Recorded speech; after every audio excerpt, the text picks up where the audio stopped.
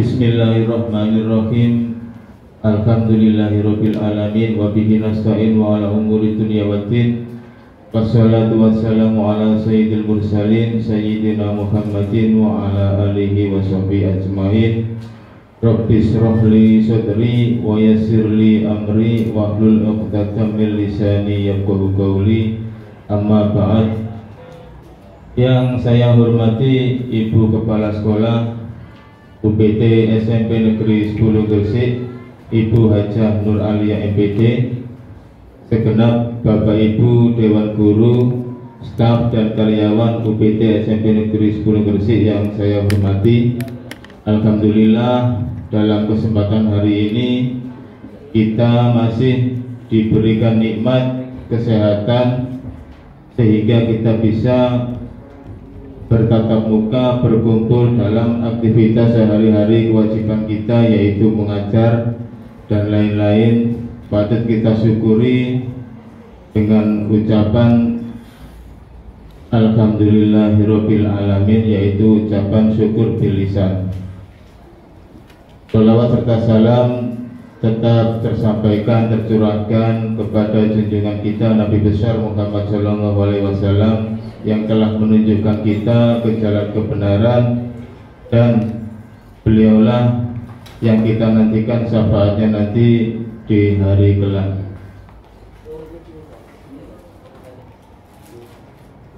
Langsung saja untuk acara hari ini, yaitu pertemuan yang agendanya yaitu penyampaian aksi nyata oleh Ibu Hajah Nur Alia MPD dengan poin 1.4 tentang budaya positif. Sebelum acara penyampaian aksi nyata, marilah dalam kesempatan hari ini kita buka acara hari ini dengan bacaan Ummul Kitab bi suratil Fatihah. Mudah-mudahan acara berjalan dengan lancar, tidak ada halangan suatu apapun. Ala hadhihi niyyah wa ala kulli niyyatin sholihah. Al-Fatihah.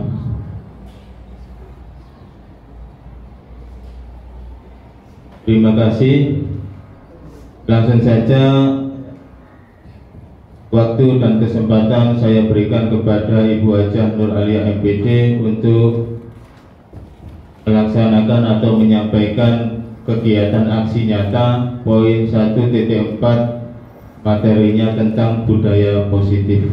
Kepada beliau dipersilakan.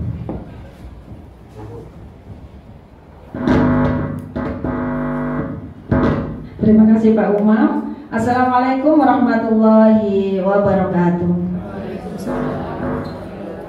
Bismillahirrahmanirrahim. Alhamdulillahirabbil alamin. Rabbi shrah li sadri wa yassir li amri wahlul 'uqdatam min lisani yafqahu qawli. Amma ba'du.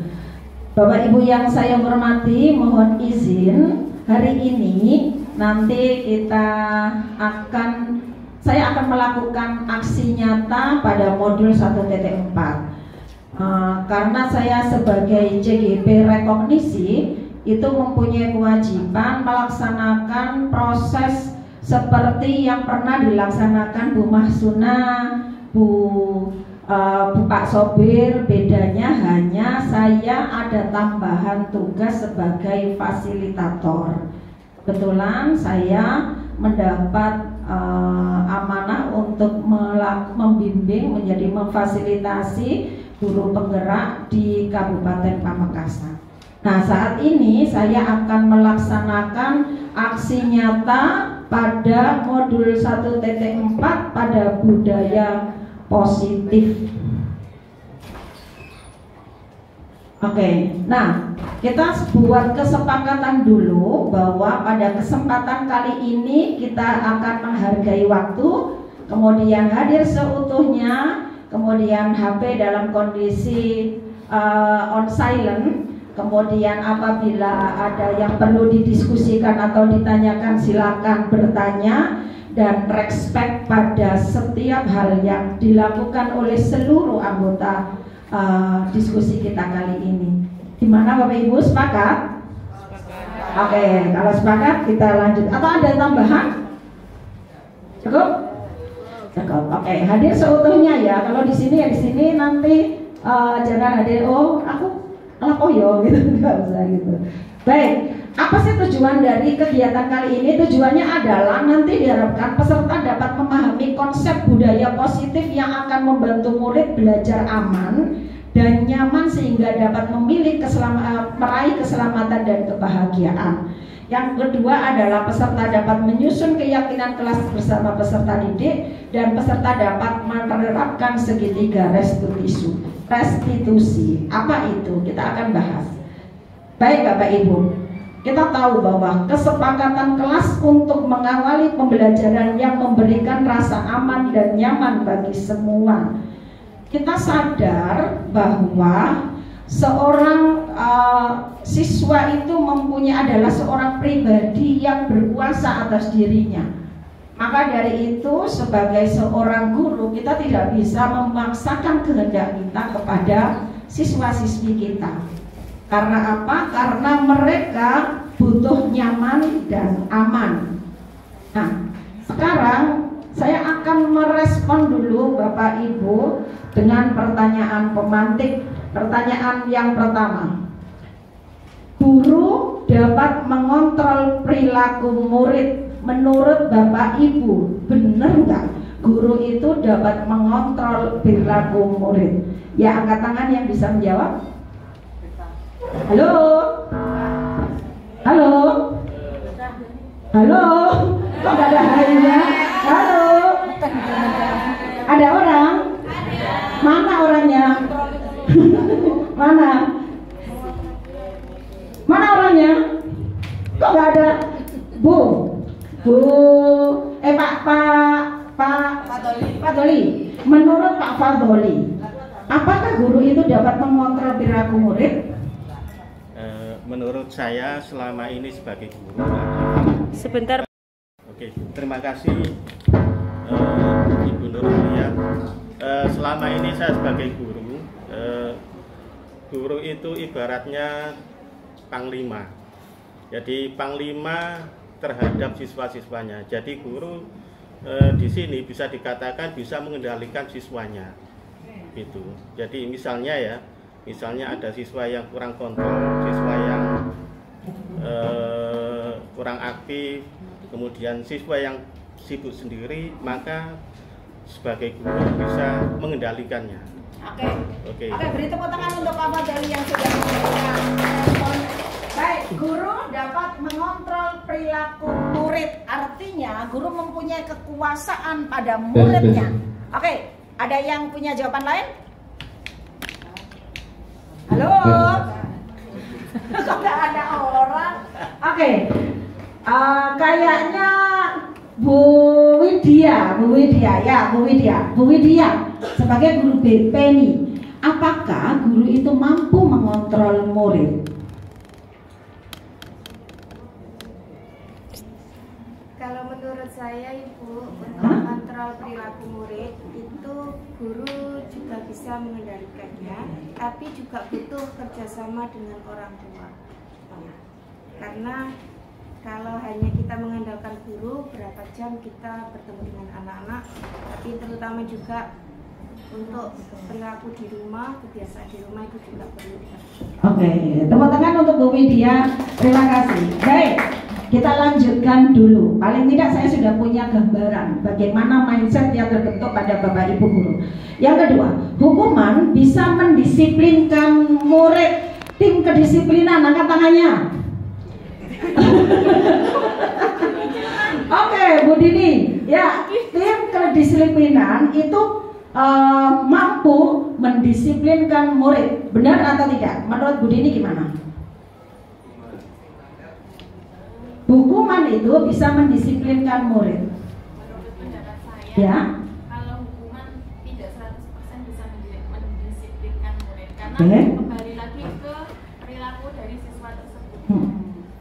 Oke, luar biasa. Beri tepuk tangan untuk Bu Dini. Lanjut yang ketiga, hukuman dengan hal positif seperti membaca atau membersihkan halaman sekolah itu dapat mendisiplinkan murid. Bu Fuada. Ya. Sebentar Bu ada ya. Ada ya. Menurut Bu ada gimana? Terima kasih. Berdasarkan apa yang tertera di sana tentunya nggak kelihatan sama sekali ya. Tapi dengan adanya hukuman yang dianggap hukuman positif, saya kira mampu untuk mendisiplinkan siswa. Tapi ini ada catatan, tetap dalam hukuman dalam hal yang positif. Seperti tadi disuruh membaca, berarti berimbas lagi pada diri siswa untuk menimbulkan rasa belajar, disiplin dalam belajar, disiplin dalam hal kebersihan, yang salah satu itu menunjukkan karakter yang baik, yang tujuannya mengarah pada karakter siswa dalam hal kebaikan atau dalam hal positif. Oke, baik, beri tepuk tangan untuk Bu Fuada, luar biasa, keren. Oke, kita lanjut dulu. Memberikan penghargaan dapat meningkatkan motivasi belajar. Coba Bu Anifah, memberikan penghargaan dapat memotivasi belajar.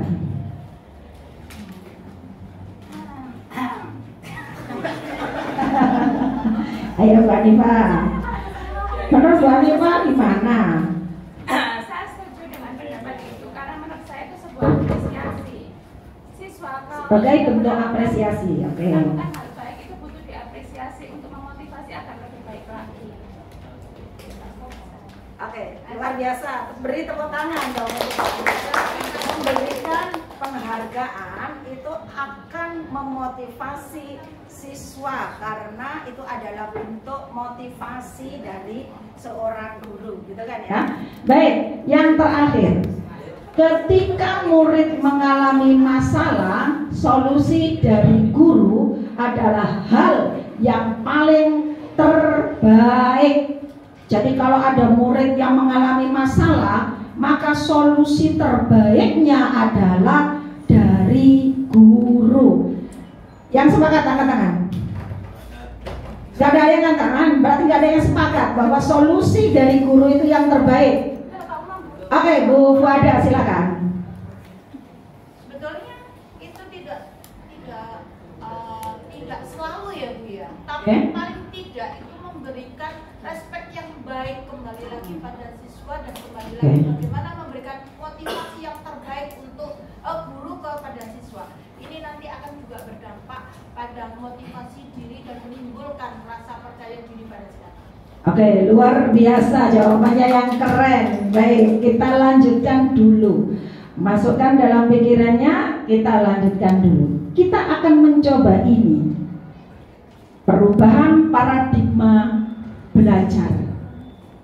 Ya, kita akan mencoba. Saya akan menjelaskan nanti akan ada dua model yang berkenan untuk ke depan dan kita akan mencobanya. Apakah posisi kontrol itu pada diri kita sendiri atau dari diri orang lain? Kegiatannya adalah kegiatan kepalan tangan. Ada A dan B. Jadi nanti ada Anda satu guru dan satu yang lain. Letakkan barang yang paling berharga di salah satu tangan dan genggam barang tersebut dengan segala daya. Buatlah sebuah kepalan. Teman yang satunya, teman B, ini akan mencoba dengan sekuat tenaga dengan berbagai cara untuk meminta Anda memberikan uang atau barang tersebut. B, ini bisa membujuk, mengancam, menghardik, merayu, menyuap, apa saja bisa dilakukan oleh B agar dapat terbuka kepalan tangannya Anda. Kira-kira apa yang terjadi? Baik, relawan dua ke depan. Siapa? Pak Arif, satu Pak Arif ya. Oke, satunya Bu Nurus. Oke, silakan ke depan. Pak Arif mau memegang sesuatu yang benda berharga itu apa Pak Arif, menurut Pak Arif? Duit 50.000, nanti bujukannya 100.000. Oh, oke. Oke, kita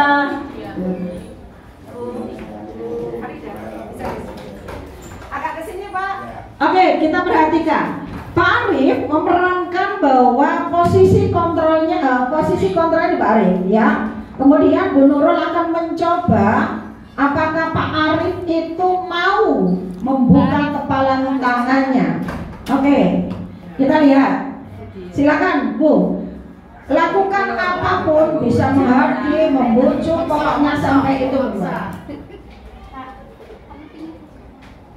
Uang. Mau dong Pak. Pak, tapi Pak. Pak, ayo Pak. Kamu dulu. Ayo dah Pak, sampai terus duwe. Be akhir.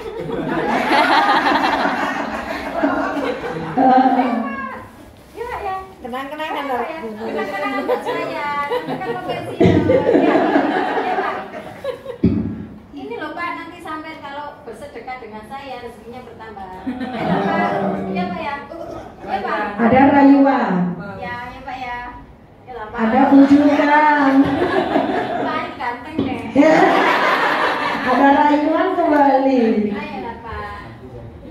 Nanti ganti lebih banyak lagi. Kalimat yang menyebabkan Pak Arif terbuka tadi apa, Bu? Nanti saya ganti lebih banyak lagi. Oke, berarti ada suap nih di sini ya. Oke, pertanyaan selanjutnya, Pak Arif, yang menyebabkan Pak Arif membuka kepala tangannya itu karena disuruh atau dari hatinya Pak Arif? Oke, saya mengambil keputusan, saya buka tangan saya. Dari hati saya sendiri karena saya diiming-imingi bahwa saya diberi sesuatu yang lebih baik dari yang saya pegang. Oke, luar biasa, tepuk tangan untuk semuanya. Oke, baik. Sekarang kita akan menjawab ini, Pak Arif masih di situ.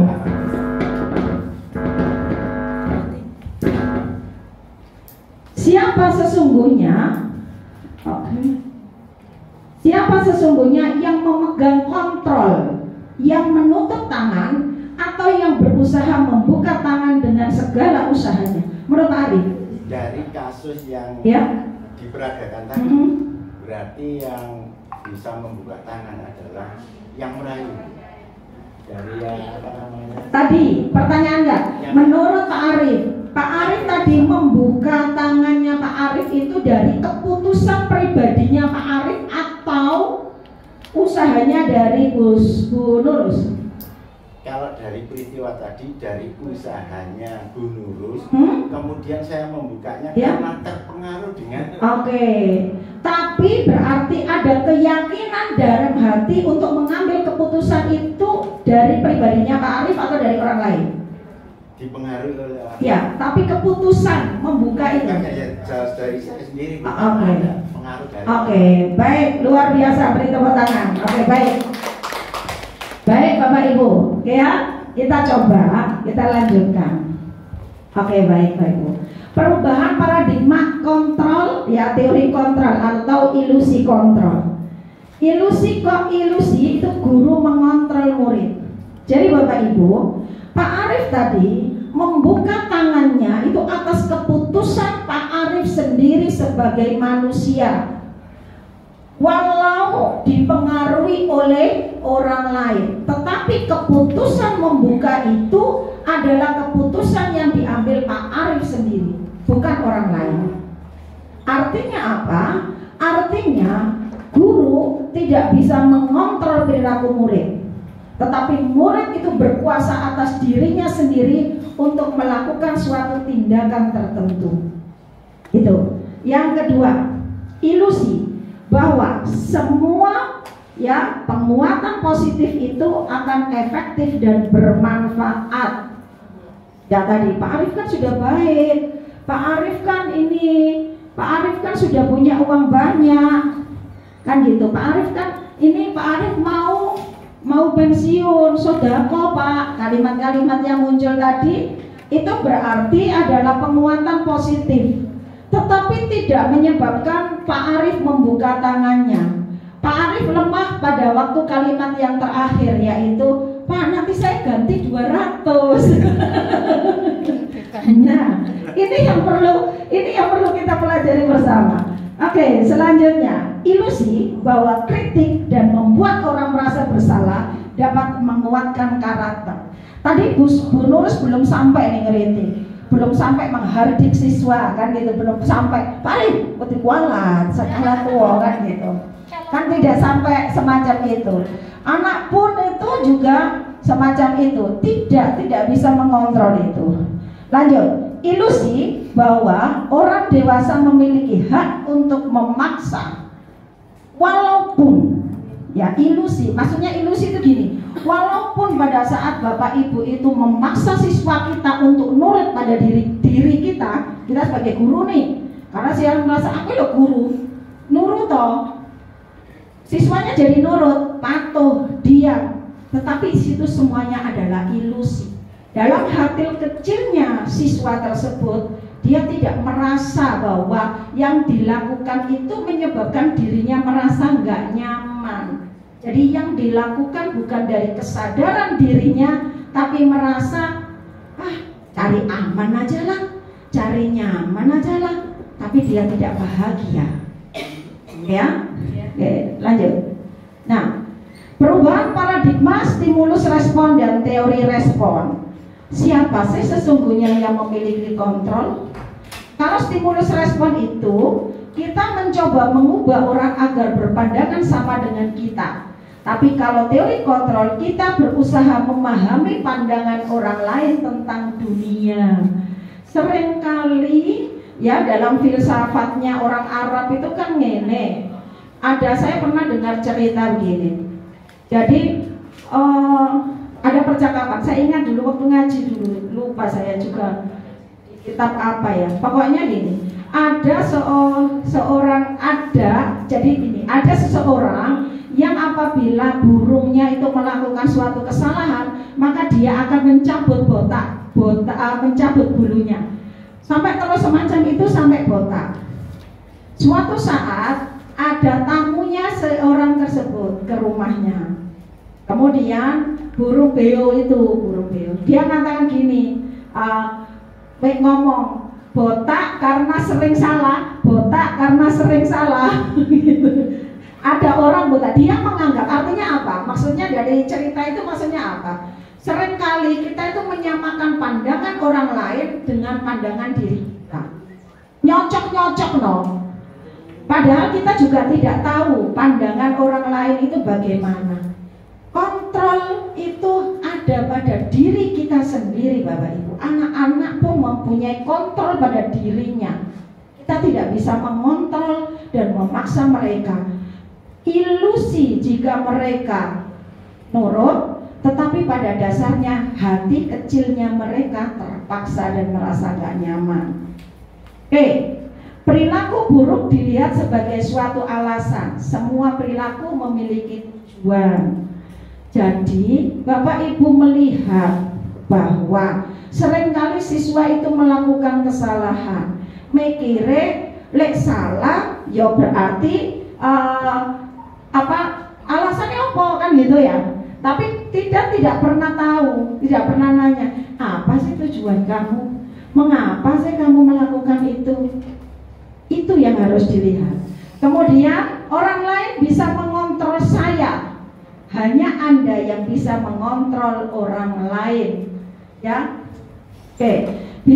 Saya bisa mengontrol orang lain, Anda tidak bisa mengontrol orang lain. Pemaksaan ada pada saat bujukan gagal, kolaborasi dan konsensus menciptakan pilihan-pilihan baru. Maksudnya adalah pada saat Bapak Ibu melakukan percakapan dialog pada siswa yang melakukan kesalahan, maka buat kesepakatan apa yang bisa dilakukan, tanyakan apa yang harus dilakukan dan nyaman untuk dirinya. Selanjutnya, model berpikir menang kalah. Selanjutnya adalah model berpikir menang-menang. Jangan pernah, sering saya membuat jargon kan, saya sering ngomong semacam ini. Juara itu bukan mengalahkan orang lain, tetapi juara itu adalah mengalahkan dirinya sendiri di masa lalu. Sehingga kita tidak pernah jumawah pada waktu juara, dan kita tidak pernah merasa kecil pada waktu kita tidak juara. Itu yang harus ditanamkan pada anak-anak didik kita. Sehingga pada waktu mereka mengikuti lomba apapun, mindset yang dibangun adalah saya harus berjuang karena saya harus lebih baik dari yang kemarin, bukan lebih baik dengan orang lain. Oke ya, itu. Lanjut, ini nggak usah kelamaan. Sudah berapa menit nih kira-kira ya? Oke, identitas. Nah, identitas gagal, identitas sukses. Ya, ada hukuman, konsekuensi, restitusi. Nanti kita bahas. Oke, langsung ke sini aja. Teori motivasi, hukuman, dan penghargaan restitusi. Sebenarnya materi ini panjang Bapak Ibu dan menarik untuk dipahami. Ya, sangat menarik materi ini karena yang dirubah adalah mindset kita. Itulah kenapa dalam modul di Guru Penggerak modul 1.4 ini harus dilakukan aksi nyata dengan memberikan pelatihan semacam ini. Ya, Bu Suta juga mungkin sudah melakukan semacam ini waktu aksi, dan Pak Sopir juga semacam ini. Ini hanya mengulang saja saya. Tapi yang jelas bahwa kenapa aksi nyatanya harus berbagi dengan rekan-rekan sejawat, supaya pemahaman yang merubah mindset dengan filosofi pemikiran KHD ini mampu tertransfer kepada semua guru-guru, walaupun guru-guru tersebut tidak mengikuti program Guru Penggerak. Jadi semacam itu. Maksudnya gini, motivasi itu ada 3 Bapak Ibu. Ada motivasi eksternal, motivasi dan ada 2, ada motivasi eksternal dan motivasi internal atau motivasi intrinsik. Nah, ini adalah teori motivasi perilaku manusia. Saya ambil dari modul, saya ambil sedikit-sedikit aja karena waktu kita juga tidak banyak. Yang pertama, untuk menghindari ketidaknyamanan atau hukuman. Apakah yang akan terjadi jika saya tidak melakukannya? Pada waktu anak-anak datang dengan tidak memakai seragam seperti ketentuan, yang dipikirkan anak-anak apa? Apa Bu Iva kira-kira? Oh, karena aku seragamnya tepak wae, engkau nggarai oleh hukuman. Oke. Berarti motivasi yang terbangun motivasi internal atau eksternal. Yang kedua, untuk mendapatkan imbalan atau penghargaan dari orang lain. Apa yang akan saya dapatkan apabila saya melakukannya? Aku tak apik karo guruku, engkau nilainya cek apik. Biasanya begitu, maka akan muncullah suap. Akan munculnya PDKT yang punya alasan-alasan tertentu. Ini. Yang ketiga, ini motivasinya masih eksternal.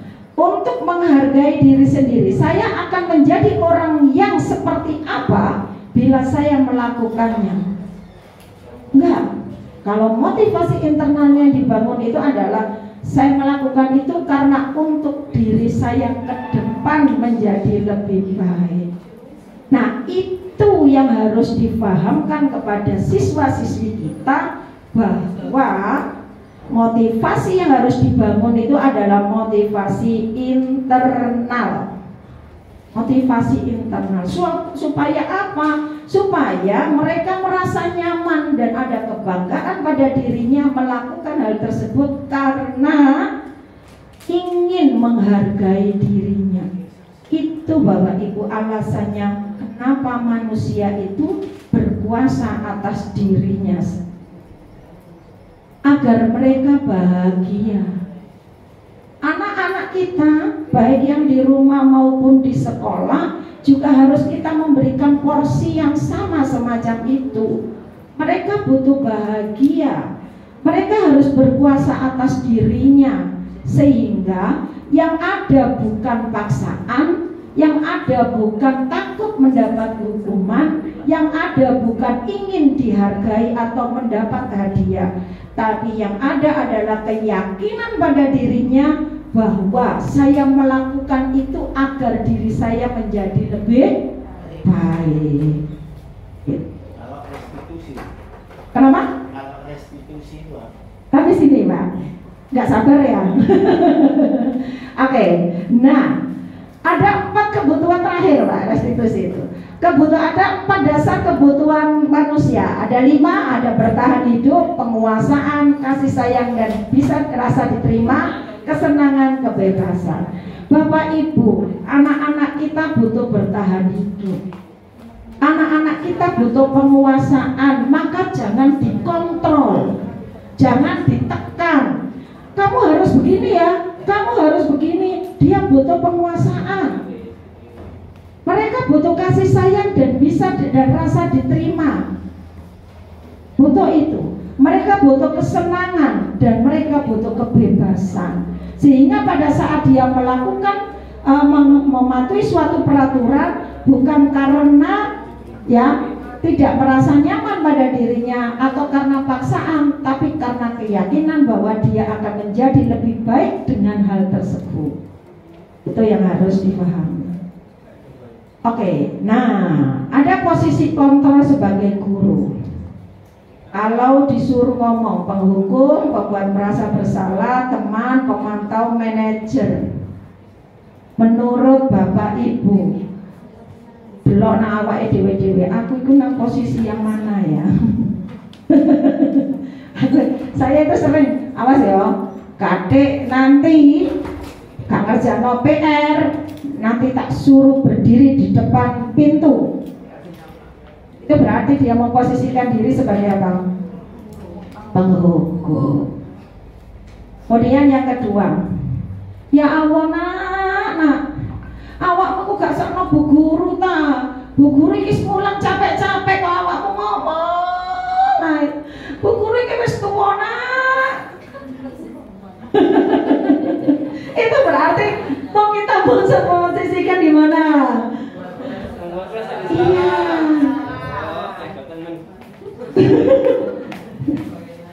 Ya, yang ketiga sebagai teman. Sebagai teman itu misalnya gini, contoh, ya, ada seorang siswa nih, seorang siswa sama, awakmu kok ngono? Loh iya wes aku mau wes ngomong karo Busum wes setuju gak apa-apa, itu merasa menjadi teman. Jadi dia memposisikan ada yang membackup kok. Tenang, aman, ono sing melindungi aku kok. Itu.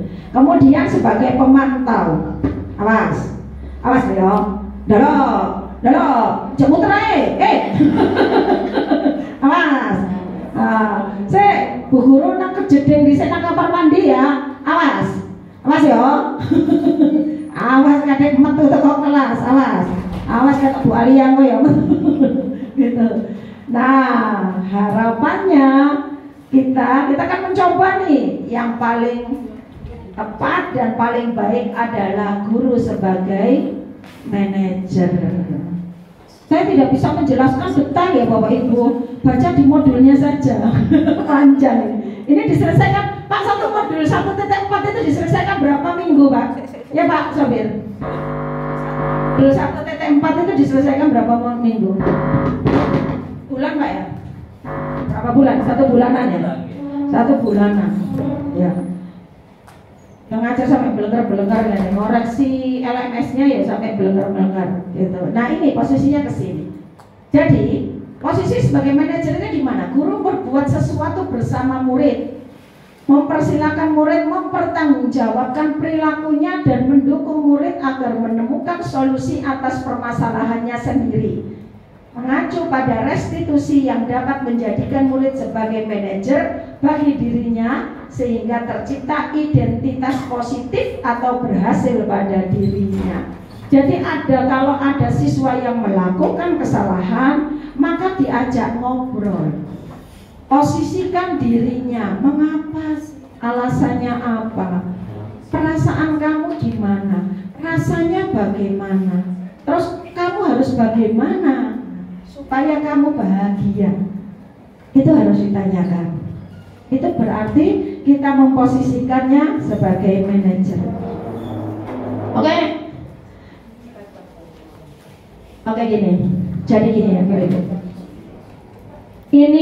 Ini kan ada perilaku kontrol negatif, perilaku kontrol positif, ada kontrol diri. Jadi Kan tadi perilaku kontrol itu ada penghukum, pembuat merasa bersalah, teman, pemantau, manajer. Penghukum dan membuat merasa bersalah ini adalah perilaku kontrol negatif. Penghukum, kalau kamu tidak melakukannya, maka saya akan, kalimatnya. Pembuat merasa bersalah, kamu sudah mengecewakan Bapak Ibu. Maka identitas di modul itu selanjutnya dijelaskan. Maka identitas yang terbuat pada waktu itu adalah dia itu merasa bahwa dia tidak berguna. Kalau terus-terusan dibuat semacam itu dengan intens, maka anak itu merasa, oh kenapa kok saya begini terus ya? Kenapa saya selalu salah ya? Aku ini gak ada gunanya ya. Ini yang berbahaya Bapak Ibu. Kepercayaan diri anaknya gak ada. Kemudian perilaku kontrol positif, ini positif, teman dan pemantau ini positif. Ya.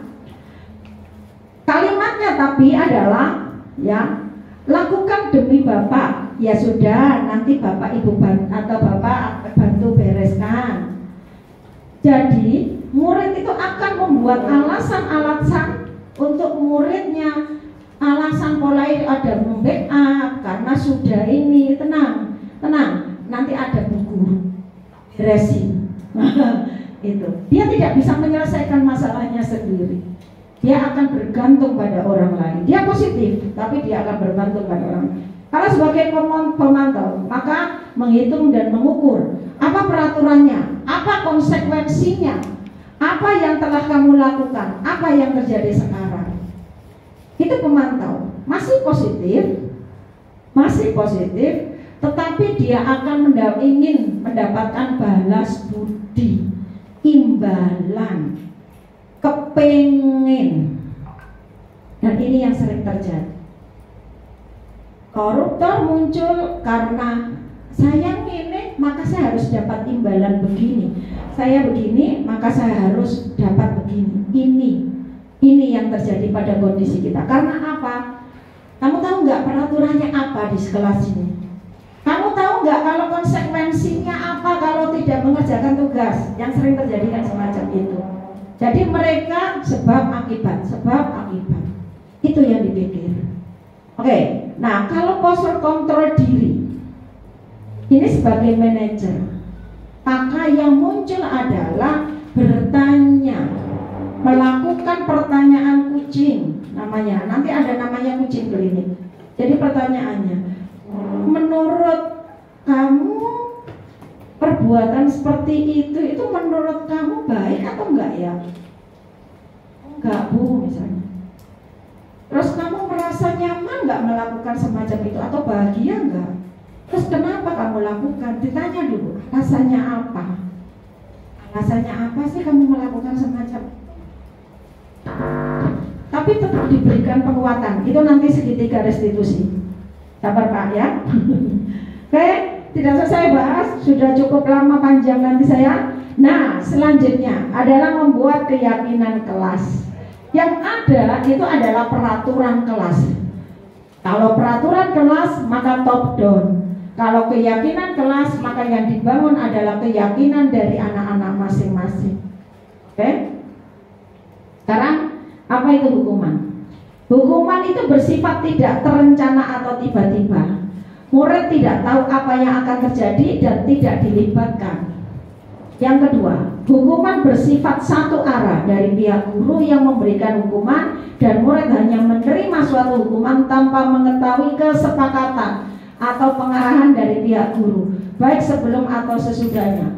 Hukuman yang diberikan bisa berupa fisik maupun psikis. Murid atau anak disakiti oleh suatu perbuatan atau kata-kata. Hukuman itu bisa fisik, psikis, kata-kata, dan tindakan. Dan tidak terencana, tergantung moodnya. Kalau lagi PMS, rotok keren. Kalau lagi everything is running well dalam kehidupan rumah tangga, tekoi guyu, kalau murid ya guyu, gitu lah. Jadi tidak ada apa-apa. Oke ya. Oke, ini contoh hukuman. Ayo mencatat 100 kali dalam buku kalimat. Saya tidak akan terlambat lagi karena tidak akan terlambat lagi ke sekolah. Gitu. Ayo murid disuruh untuk push up 15 kali karena tidak menggunakan seragam yang sesuai. lari mengelilingi lapangan basket 2 kali ya, karena bla bla bla bla gitu. Nah, kalau konsekuensi itu apa?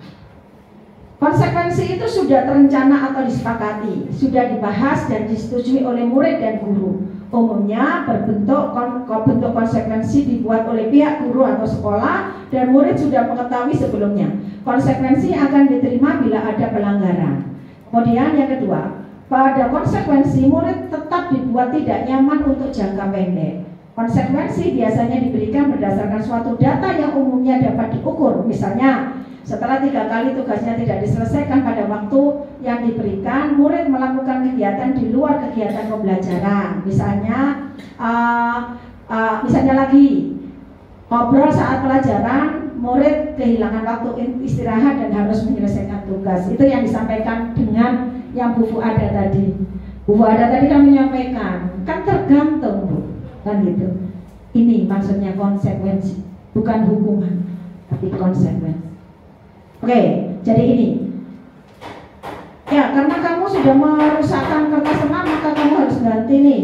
Memberikan tumpahan meja, maka dia harus bertanggung jawab untuk membersihkannya. Lari mengelilingi lapangan basket karena terlambat 10 menit untuk pelajaran PJOK. Karena PJOK adalah olahraga, maka konsekuensi yang dibangun adalah lari.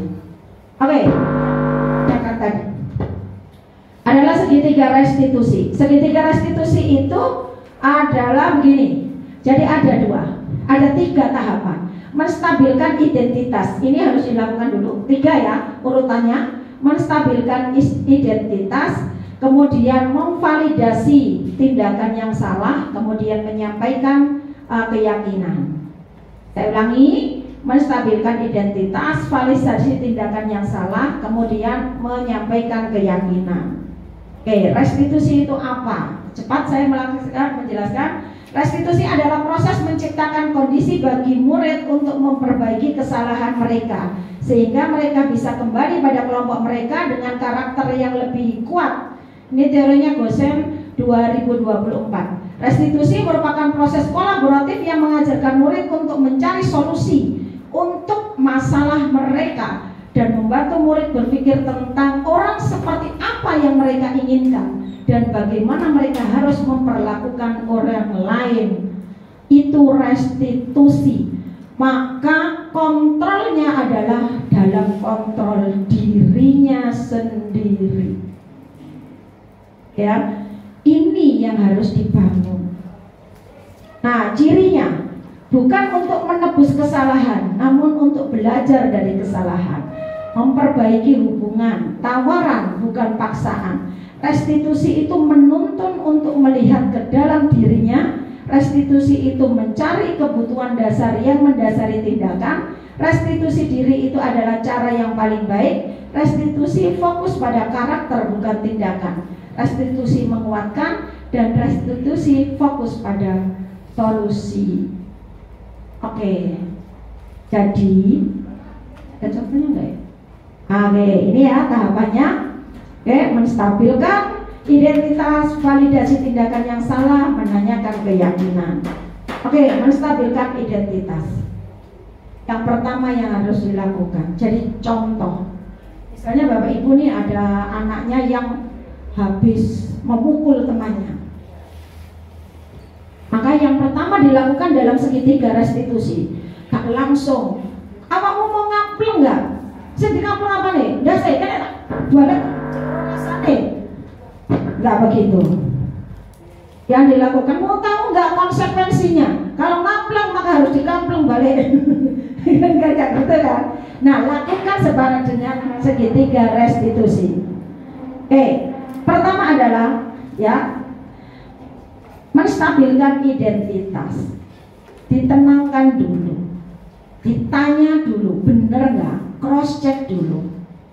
Bener nggak sih? Kamu katanya, saya dapat informasi kamu katanya habis memukul temannya. Bener informasi tersebut? Tanyakan dulu. Nanti dia akan bercerita. Oh iya Bu, kemarin itu begini. Ditanya, kenapa kamu melakukan semacam? Apa tujuan kamu melakukan semacam? Dia kesel ya Bu, aku lo diganggu terus. Itu, ya, itu namanya ini. Saya. Ini ini validasi tindakan. Menstabilkan identitas dulu. Nah, selanjutnya ya. Selanjutnya ditanya. Oh iya, ditenangkan anaknya. Ibu guru paham bahwa manusia itu ya seringkali pengen marah. Wajar manusia marah. Menurut kamu tadi yang kamu rasakan kemarin, setelah kamu marah itu malah kondisinya menjadi lebih baik, menjadi kamu lebih puas, atau bisa menyelesaikan masalah? Tanya dulu. Ternyata enggak Ibu, saya loh kita tembokol Bu sampai ke oma, kan gitu ya. Itu guru BK kan harus paham, ini restitusi ketika restitusi kecil Bu, umur aku. Oke, selanjutnya jadi dijelaskan. Terus kemudian ditanya, terus menurut kamu tindakan kamu itu mampu menyebabkan dia, si orang lain tersebut itu menjadi menerima kesalahannya dan menyadari kesalahannya dan tidak akan mengulangi lagi? Tanya dulu keyakinannya, apakah yang dilakukan tindakan itu berefek nggak pada temannya? Oke, selanjutnya. Nah, kemudian divalidasi tindakannya yang salah. Itu ya. Nah, selanjutnya dijelaskan. Menurut kamu apa yang harus kamu lakukan supaya mereka yang menemukan sendiri, bukan kita yang ngajari. Jadi kamu itu harus begini, sajane begini, tidak begitu. Tapi mereka harus ditanya. Berarti menurut kamu supaya tidak terjadi kejadian yang sama, kamu harus bagaimana sih? Ditanya, mereka inginnya apa? Sebenarnya saya juga ingin baik-baik saja Bu. Nah, terus kalau gitu apa yang bisa kamu lakukan supaya bisa baik-baik saja? Ya sudah Bu, besok dia tak ajak main bersama.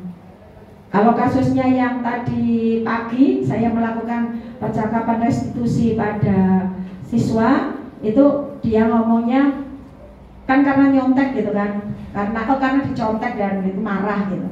Itu ya nanti gini aja Bu, saya ajari dulu supaya dia tidak nyontek lagi.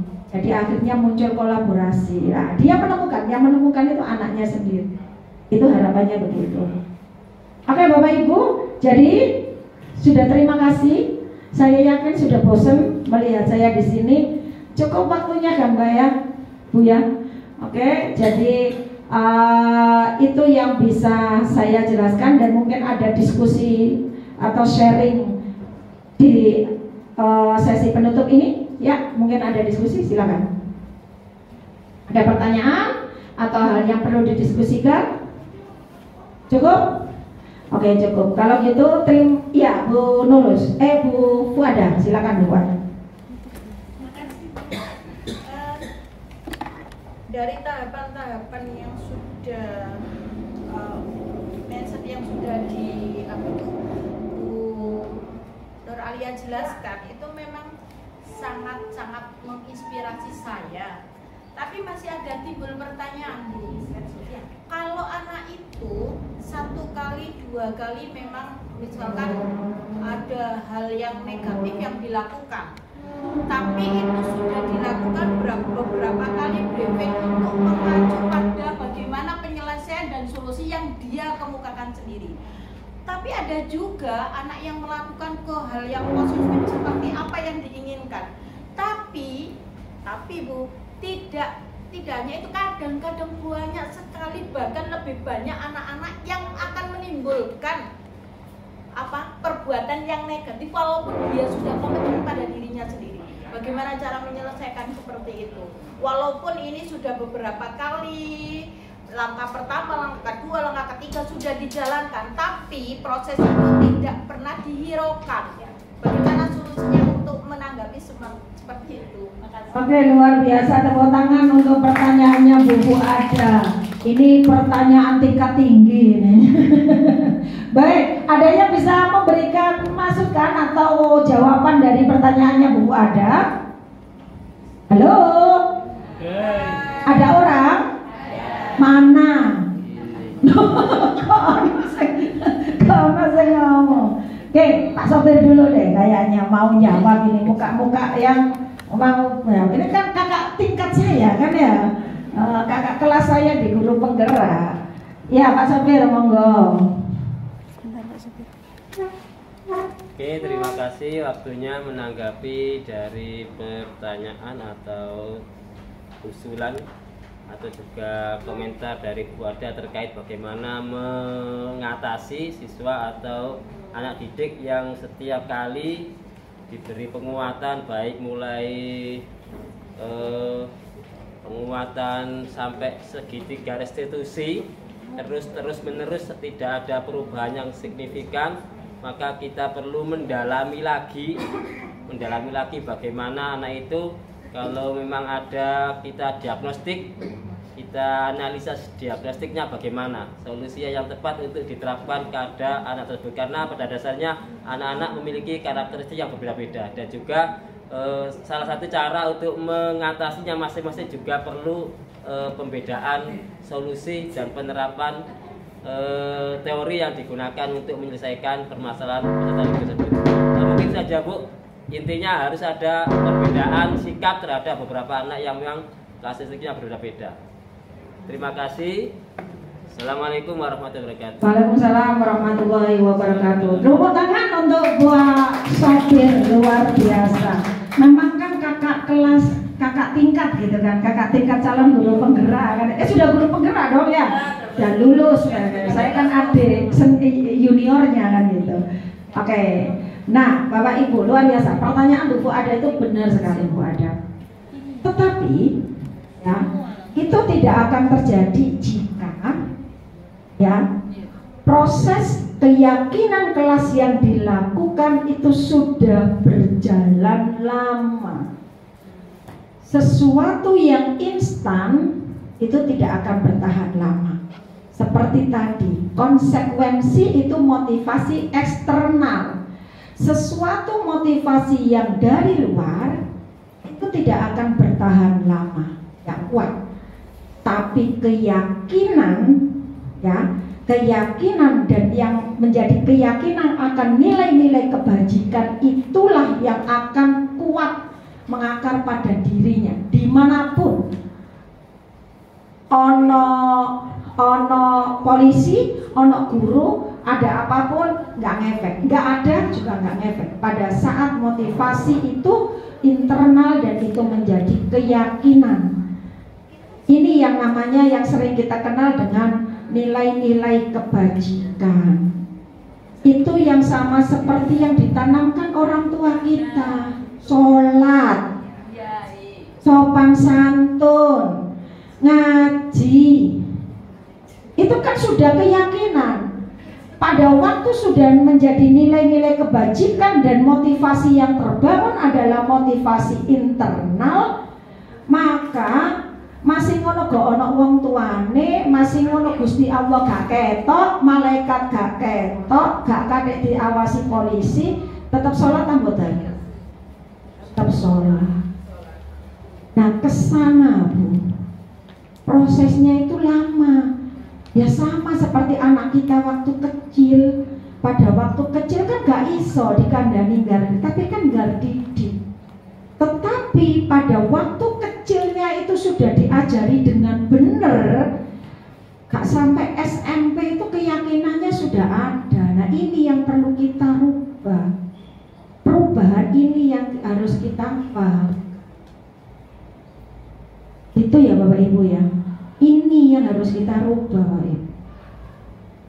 Ini hal sederhana, tetapi ini yang terus menerus akan ada pada diri anak.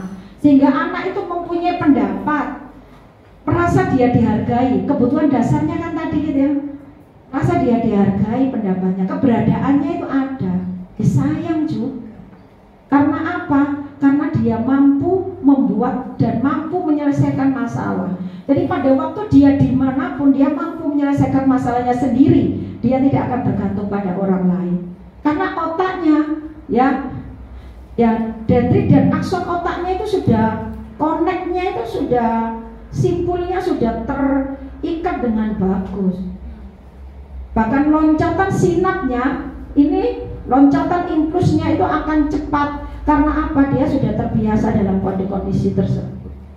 Oke, ini nilai kebajikan yang muncul. Oke ya? Cukup? Oke, cukup ya. Terima kasih waktunya. Sekarang Bu Farihah tanya juga. Ya Allah, ini pelatihan temenan.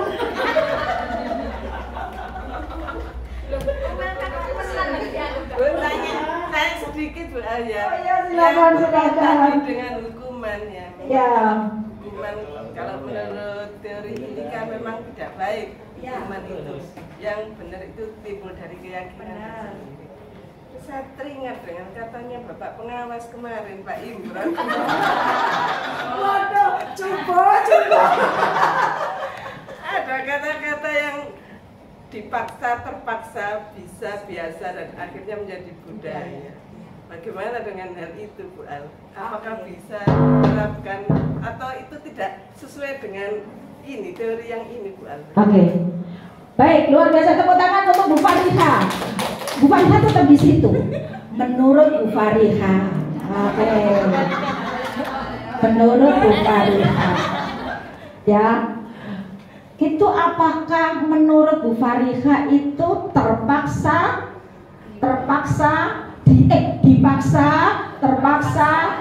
akhirnya biasa? Itu menurut Bu Farihah, kalau semacam itu ada, apakah Bu Farihah akan bahagia? Pertama memang kita tidak bahagia. Ya. Memang pertama tidak bahagia. Tapi selanjutnya karena kita sudah dipaksa dan akhirnya bisa dan membudaya, akhirnya lama-lama kan kita juga bahagia, Bu, karena kita bisa. Oke, tepuk tangan dulu. Oke. Berapa lama, apakah Ibu yakin masing-masing orang mempunyai rentang waktu yang singkat untuk dipaksa, terpaksa? Ada kan terpaksa, biasa. Ada yang dipaksa, terpaksa, ada juga yang begitu kan? Terus bagaimana proses itu harus dilewati? Berapa tahun kita harus mengorbankan anak-anak didik kita dalam kekungkungan yang semacam itu? Coba tanyakan pada diri kita. Anak-anak itu beda-beda loh. Ada anak yang merespon karena dia sudah biasa merefleksi dirinya. Ada anak yang dilahirkan dari keluarga yang dia pengen berontak. Ada anak yang dipaksa untuk nurut, tapi dia tidak bahagia. Kita tidak tahu hatinya orang. Kita tidak bisa, Bu. Iya, kita tidak bisa semacam itu. Kenapa Pak Imran? Kenapa beliau nggak sebut merek? Diedit Bu ya? Nanti saya edit. Kenapa semacam itu? Ya, karena apa? Karena mungkin pandangannya masih orang lain dianggap seperti diri. Gak bisa. Kita punya anak 3 saja Bu ya. 3 anak pribadi, anak kandung 3 saja. Itu karakternya loh beda-beda. Ada yang gini dipaksa, terpaksa, biasa. Ada yang dipaksa, gak kena-kena. Gak terpaksa loh, oh no. Ada yang dipaksa, udah terpaksa terus. Bahagia, enggak, ujung-ujungnya. Coba nanti lihat. Nurut, SD-nya nurut, SMP-nya nurut, SMA-nya mulai bergeliat-geliat kepanasan kayak cacing. Kuliahnya, alhamdulillah saya sudah keluar dari rumah ini. Telepon uang tuanya, gimana, aman? Aman Bu, aman. Lagi di mana? Belajar ya? Katanya kalau sudah di kampus dia bilang gini, awakmu kulo nasi nawo ibuku ku gak tahu ngongkol sinau, ibuku mek meseni hati-hati yo nak yo, jadi hati-hati toh. Nah itu Bu Fariha ya, kita tidak bisa menyamakan orang satu dengan orang. Oke, cukup ya Bapak Ibu ya, cukup. Terima kasih waktunya, terima kasih semuanya. Kita akhiri dengan mohon maaf apabila ada hal-hal yang kurang berkenan. Sebenarnya kita bisa diskusi panjang, ini panjang dan teorinya menarik Pak Sopir ya, menarik sekali. Tapi kan mosok sudah dikuatkan Bu Suna, kemudian dikuatkan lagi Pak Sopir, kemudian tak kuatkan. Ini kan saya sebenarnya sudah itu sudah kepalanya itu sudah paham-paham kabeh gitu. Oke, terima kasih. Mohon maaf apabila ada kesalahan. Saya mohon maaf dan saya akhiri. Wallahu muwaffiq ila aqwamit thoriq. Wassalamualaikum warahmatullahi wabarakatuh. Selanjutnya saya serahkan ke Pak.